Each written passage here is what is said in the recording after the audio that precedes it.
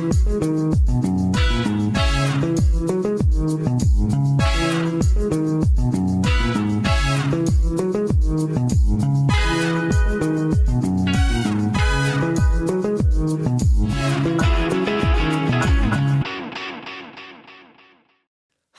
and welcome to the first edition of Arts Alive Film.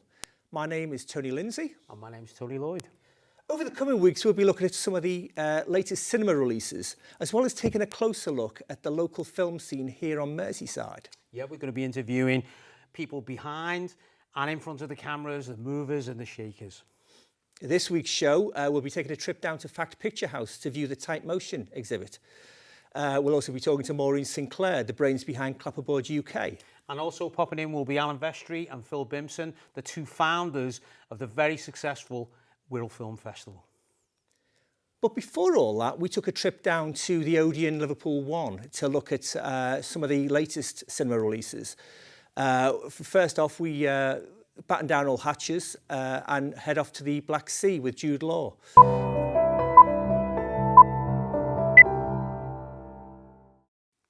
Earlier this week, we took a trip into town to the Odeon Liverpool 1 to look at two of the latest releases on show. First of all is Black Sea, starring Jude Law and co, as an ancient submariner, shall we say. What did you think, To? I liked it. I like Kevin MacDonald. He's a good director. I loved him from when I watched Touching the Void. Yeah, it's very much in that vein. It's men under pressure. Men under pressure, yeah. And the only thing that was a bit difficult for me was, you know, it starts off almost like social documentary. Yeah. Handheld, all that type of stuff. Ken Loach, absolutely. And then suddenly then we're into big genre territory, submarine, following the classics of, you know... Just to put you right on this, Jude Law plays an unemployed submariner thrown out of work, and he gets news of a Nazi submarine in the Black Sea, which is supposedly holding 40 million worth of gold. Bullion, yeah. He puts together a ragtag crew of Russian and British sailors, submariners, and away they go to the Crimea, where they hitch a lift on an ancient submarine. That's it, yeah. And the tension is good, isn't it? I mean, there is. Yeah, there's a sense of claustrophobia about the thing. You'd expect that in a sub. Gorgeous photography, cinematography by Christopher Ross. I think for me, he's the star of the show. Absolutely. Yeah. For me, though, there was no sense of getting there. There was no sense of getting the geography. The 1 minute they pull a lid down in a Glaswegian or some far off Scottish port, next minute we're here and in the Black Sea fleet and is over them. Yeah, we'd see none of that. Yeah. As I say before, Jude Law struggles with a rather fine Scottish accent. If you Aberdeen, want to see I believe. Aberdeen. Yeah, very good. Yeah. I think Jude Law is a good leading man. I think he does the film proud. Well, talking of leading men. I got to see St. Vincent. Bill Murray. Bill Murray, and we have a classic Bill Murray, idiosyncratic, grouchy, against all type of person comes out of the woodwork. What did you think? Yeah, it had its moments. It reminded me. You talked earlier about Paul Mazursky. Those films of the 70s classic period, and Hal Ashby, Harold and Maude. It's about almost a dysfunctional relationship, but it's how these two guys, it's how Murray gets to befriend a young teenager who's living with his single mum, I mean it's typical Bill Murray shtick. Isn't it? He could do that. He can phone this Alison stuff in. McCarthy's a bit of a revelation. Playing it straight as this, under pressure mum. Yeah, indeed. And I mean, the Bill Murray and the young boy observations are really nicely done. But it could have gone deeper. We think we could have gone darker. Yeah, I think when you set up these characters to be so off the wall, to kind of. I don't know. Some of it seemed a little bit contrived towards the end. For me. The payoff was very pat and very sugary, sentimental. But I'm sure for this season, it's a great Friday night. Great Friday night picture. Both are, but yeah, Yeah, both are showing at the Odeon Liverpool 1 right now as we speak. So, if you get time, get over there and see them. They're galoshes both worth seeing. there. Yeah.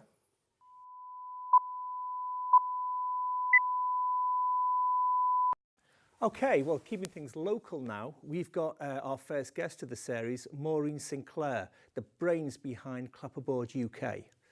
Maureen, thanks loads for coming in to see us. And I suppose myself and viewers watching, tell us a little bit about Clapperboard. It's a small charity which brings creativity into education. I set it up 10 years ago while I was still working as BAFTA's regional director.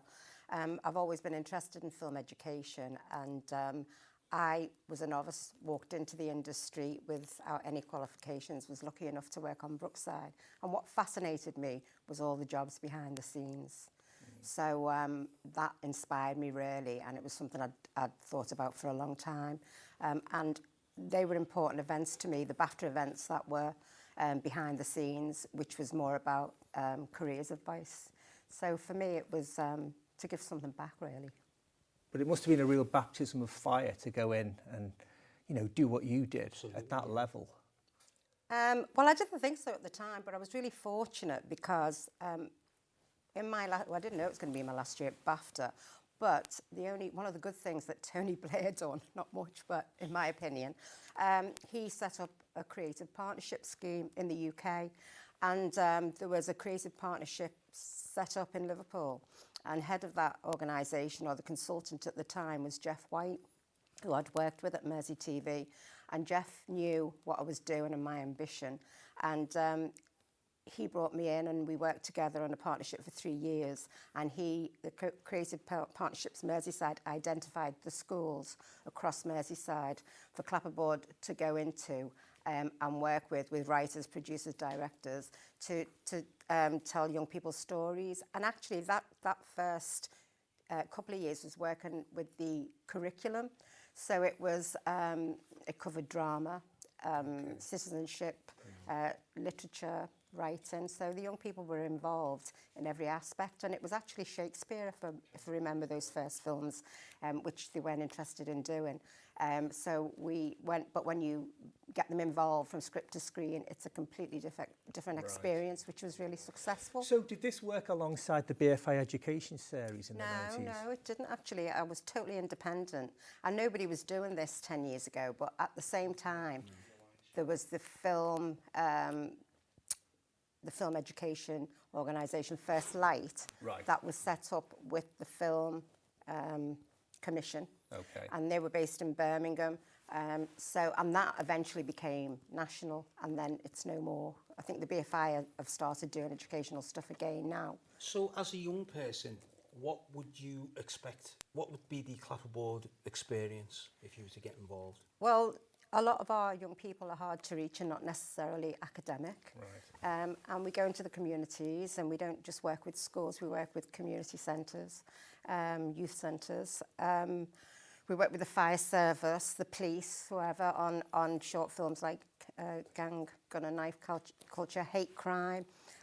Really, it's tackling issues that young people are faced with, and they come up with the ideas, really, and we help them develop those ideas into short films. So they're the frontline troops of this, the young kids people. themselves. Yeah, the young people. we hand over the whole process. Some young people don't want to get involved in the writing process. They don't want to act. But then if they rap, they could do the music composition. So it's up to the young people themselves. We don't force them. Okay. And hopefully, it does end up an enjoyable project, because they see the end product at an award ceremony where we bring all the young people to celebrate their achievements. Yeah, I've been to one of them. It's a very impressive do it is too. Yeah. So just from the angle of the experience, going back to that, obviously production's a 3-stage process. Do they get involved in everything if they want to? If they want to, if we can. The hardest thing is the editing process, which is now becoming easier because of technology. Yeah. But what we used to do is go into it with the rough cut, with the writer, who's helping develop the script, and we want their feedback, and if it's 15 minutes we want it cut like you would any film, really. And so we asked them their opinions, what they want in, what they want to leave out. And of course, they all hate themselves on camera, as we all do. Don't want to cut themselves out. We know about that. Okay, well, who gives them the mentoring, the training? Industry professionals, graduates, undergraduates. At one time, it's a small charity, I have to stress that, and we're very small, and we rely on funding totally. But it's again, in the past, when we had a lot of money, we'd bring in professional writers, like yourself and loads of people who write for Coronation Street, Hollyoaks, people like we all know. And that was great because we had a good budget, but now because of budgets, etc., it's not possible. So we do it in-house, really, with the young people, letting them write. All I could see was like, where was this when I was there? Absolutely. Yeah. Maureen, it's been an absolute delight to have you on board. It is, I hope you can come back and talk to us again sometime. Tell us what's going on. Okay, Absolutely. Well, maybe you'll show some of the films and, give some superb. of the participants a good plug, and especially our sponsors, because we wouldn't be here without them. Of course not. Okay, well, I think that takes us up to the end of part 1. What have we got in part 2, To? We've got some more local filmmakers coming in. Founders of the Wirral Film Festival, but you'll hear more about that after the break.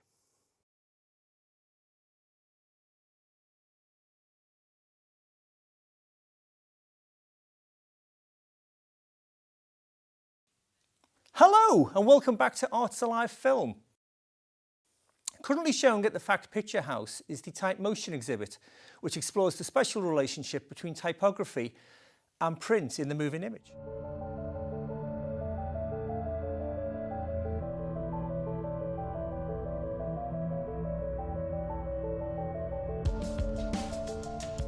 This is a research-based show, in a way. The films that we have selected here to show all deal with how writing and film come together in various forms, in advertising, in art, in public spaces, in music videos. And the work that's gone into the show here at Fact goes back to at least 10-15 years of research of the various people involved.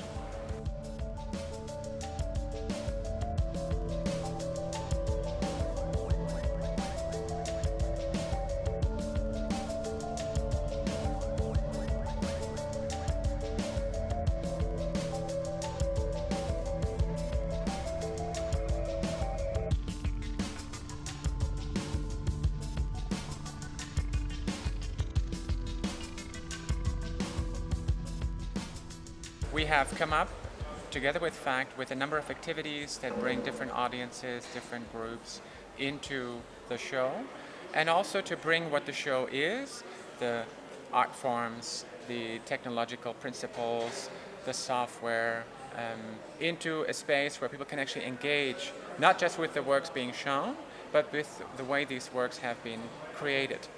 Because that's how I think both we as curators and Fact thinks about the museum experience, is that what you take away from it is not just a sense of particular artworks, but a more comprehensive understanding of how this art actually came into the world.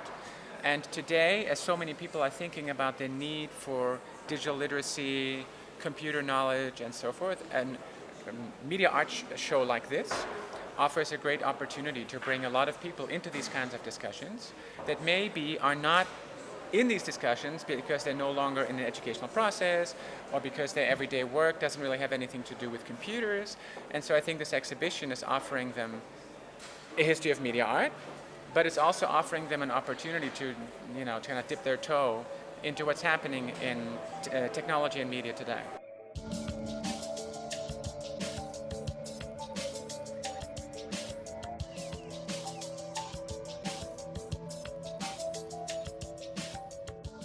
Actually, there are so many theoretical implications. We don't want to teach them people in a very boring way. We want to explore them or being explored in a playful way.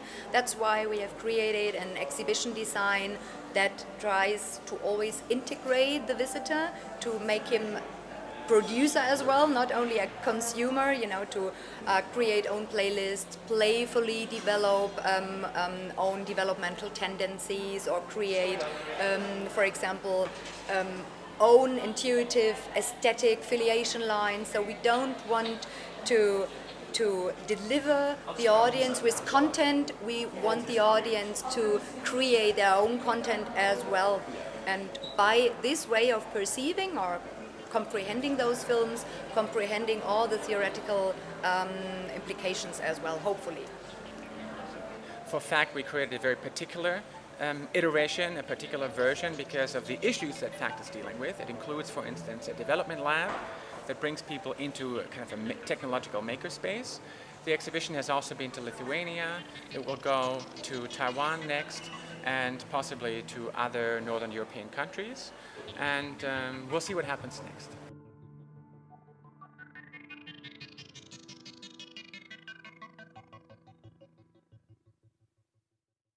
Fantastic.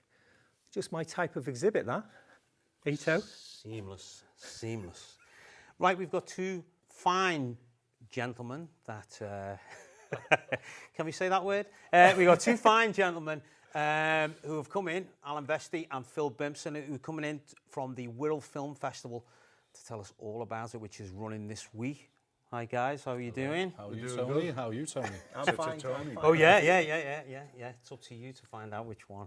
Yeah, okay. So how did this all begin? I mean, you're in your 7th year? 7th year this year, yeah.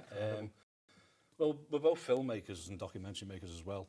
And we just thought it was a good idea to hold a film festival. It's a long story, but... What happened actually, Let's right? backtrack.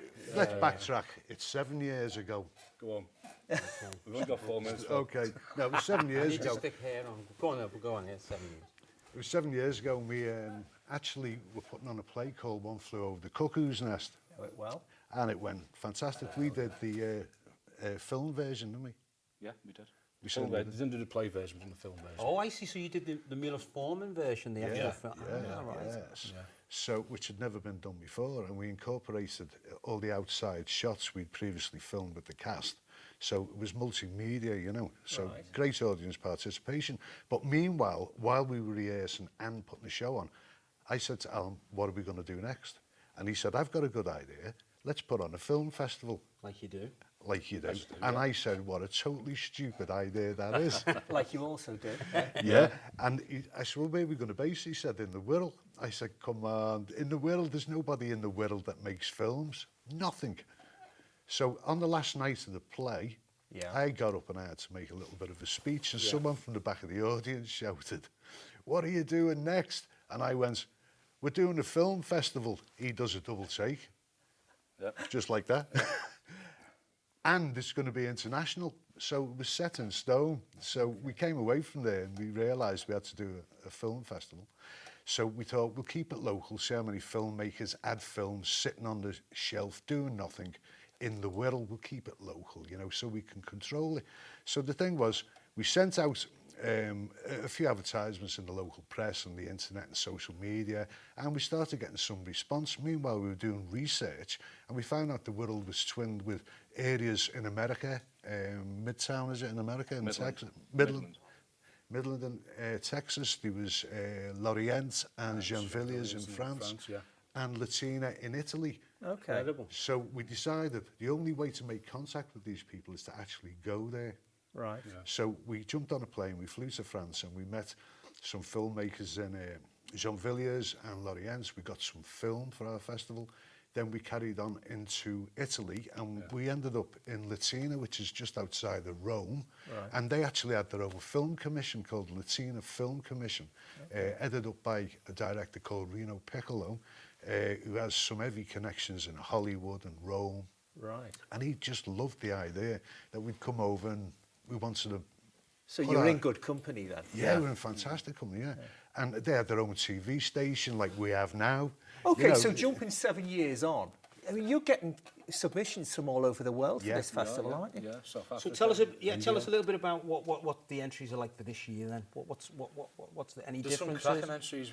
We've got documentaries, music videos, short films, feature films. We've got one animation, is it? We've got one animation this year, yeah. Like over the previous years, we've had submissions from as far away as China, mainland China. Yeah. Wow. We have a great rapport with the South African Film School. Again, with Italy, we've had lots of films from there. We've had lots from America, you know. Guys, give us the dates. When's it running? It's Wednesday 10th to the 12th of December. That's this week. Wednesday, this week. Thursday and The Friday. easiest way to find out is to go to the website. That's a good idea.